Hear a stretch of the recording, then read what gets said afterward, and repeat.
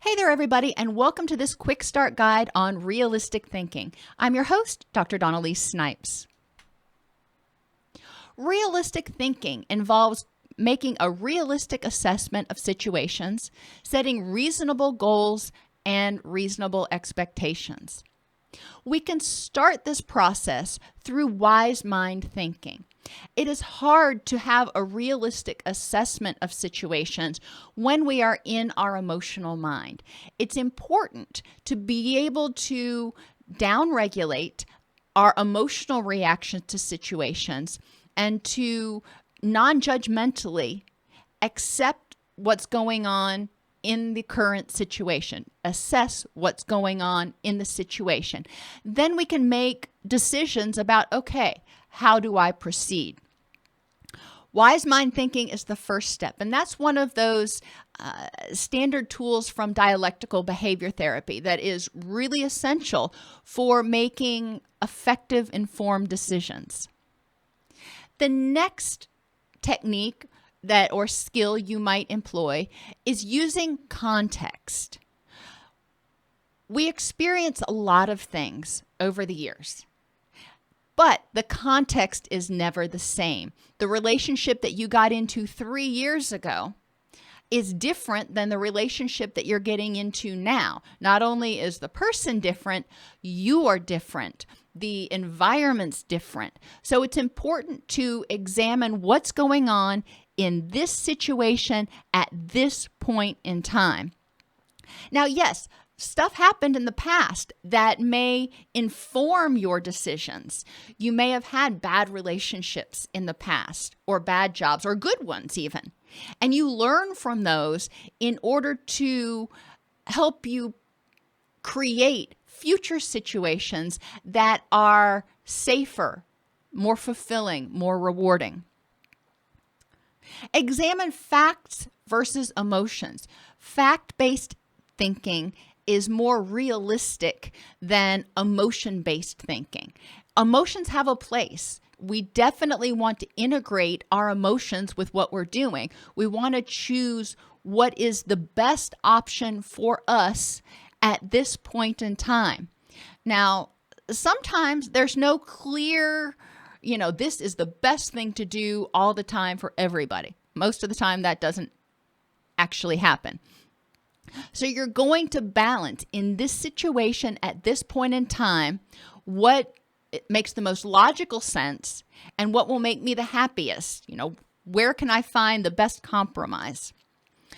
Anyway, facts. You want to look at the facts of the situation in the present moment. You want to examine in this situation what parts are in your control and what parts aren't.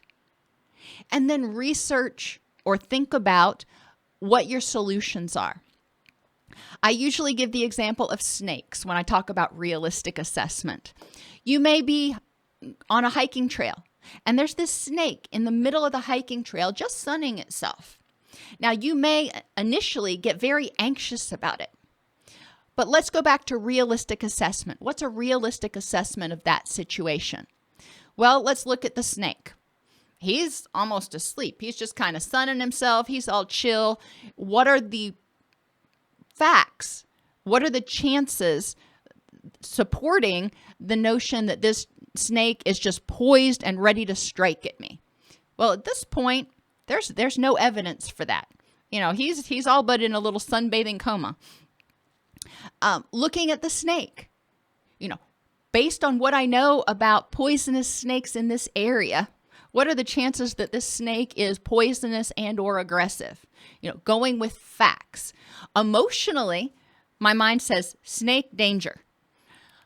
Factually, my mind says snake, probably not danger, because there are only about 5 poisonous snakes, I think, in Tennessee, and they have very specific characteristics. But even if, worst case scenario, this snake was startled, was coiled, was poised, and was poisonous, what is still within my control? Well, I can back away. In this particular situation, the realistic assessment of the situation, how much danger I'm in, and what aspects are out of my control can be very different when I really start looking at the facts. So a lot of times I'm going to encounter a snake and my brain goes, snake danger. And then I say, okay, maybe. But let's look at this situation in this context, in this moment with this snake. Well, it's a little tiny green snake that's in the middle of the path. I know that the poisonous snakes aren't green. Like I said, he's all but in a sunbathing coma. And if I walk around him, give him a wide berth, or I back away, chances are, based on the facts, based on what we know about snakes, it's not going to chase me. So the realistic assessment of that situation is very low probability of danger. There are a lot of different things you may make assessments about. Your relationships, the product of your work, the likelihood that you'll get a job. There are a lot of different things. But you do want to examine not what do I assume is going to happen, not what do I think this other person's thinking, but what are the facts that I actually know in this situation at this point in time. And consider alternate perspectives. Sometimes it's helpful to call your best friend and say, hey, this is the situation I was just in. What do you think it means? And they may, being less connected to the situation, have a completely different perspective on what was going on. When crimes happen, a lot of times, investigators will interview multiple people who saw the situation happen, and they will get multiple stories. It's because those people all saw it through their own personal lens, based on their personal experiences and expectations. So it's important to recognize that you're only seeing one version of what happened or what's going on. And it can be helpful to get alternate perspectives. Maybe you're going to interview for a job and you think, okay, this is what I need to do in order to get this job. But it can't hurt to call a prior employer or a friend of yours who happens to be a supervisor and say, hey, I'm getting ready to go in for this interview. What do you think that person or what might be looking for, or what do you look for when you're interviewing people? Some journaling prompts to help you with this realistic assessment. How are you stronger, smarter, and better equipped to handle life on life's terms today than you were 10 years ago? A lot of times our assessments are fear-based and based on experiences we had in the past and don't take into account the growth that we've experienced since the prior bad experience. Who are the 3 smartest people you know? How could considering their perspectives help you think more realistically? And you may not even need to call them. I have mentors from my past, and even thinking about my daddy, who's no longer with us, I think to myself, what would they say? Or how would they handle this situation? I don't always necessarily agree with what I think they would do, but it gives me other perspectives to consider. Always consider probability versus possibility. If you are getting ready to do something and you are feeling anxious about it, go back to those facts again. What is the probability that something bad's going to happen versus the possibility? I mean, a lot of times, if you've ever been on WebMD, you know that there's almost always a very, very small possibility that bad things could happen. It's just the way life is. But what is the probability? Let's talk about cancer. If you are a healthy weight, if you exercise, if you eat a healthy diet, you don't smoke or you don't drink, is there a possibility you could get cancer? Yes. What is the probability that based on your lifestyle factors that you are going to get cancer? You greatly decrease the probability through behaviors. Look at exceptions to what's going on. If you are anxious or angry about something or worried about something, Think about exceptions. When have you been through a similar situation and it went okay? Likewise, let's talk. Realistic isn't always about trying to find the positive. Realistic is about looking at both sides. Think about relationships. If you're trying to realistically assess a relationship, look at that relationship objectively and look for exceptions. When have you been in similar relationships that really didn't go very well?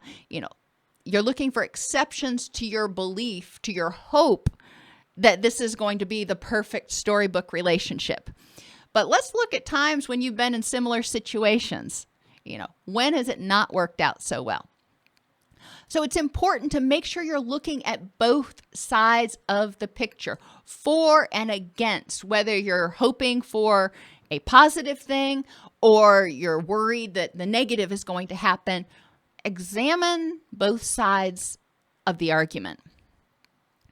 Find alternate explanations for why things happen. This goes with realistic thinking. If you didn't get a job, for example, that you applied for and you think you just knocked that interview out of the park. Okay, let's be realistic. Why didn't you get it? Well, maybe you did have a great interview. So what are some alternate explanations for why you might not have gotten the job? And play the tape to the end. This is one of my favorites. When we're talking about realistic thinking, sometimes people look for quick fixes and magical cures. So play the tape to the end. How realistic is it that if I do X, that all my problems will be solved? Or on the negative side, realistically, if I get into this relationship or if I take this job that I know is probably a bad fit, am I going to be able to change that person or change that job once I get there to make it something that is just totally right for me? Probably not. So play the tape to the end. How likely is it that if you take this step, you're going to end up with the outcome that you're hoping for? Some more journaling prompts. Think of 2 situations that caused you distress in the past. How could some of these techniques have helped you evaluate it more realistically? How can playing the tape all the way to the end help you avoid acting impulsively or making the wrong decision? For more in-depth resources, check out Cognitive Behavioral Therapy and Understanding Cognitive Distortions at allceus.com/distortions.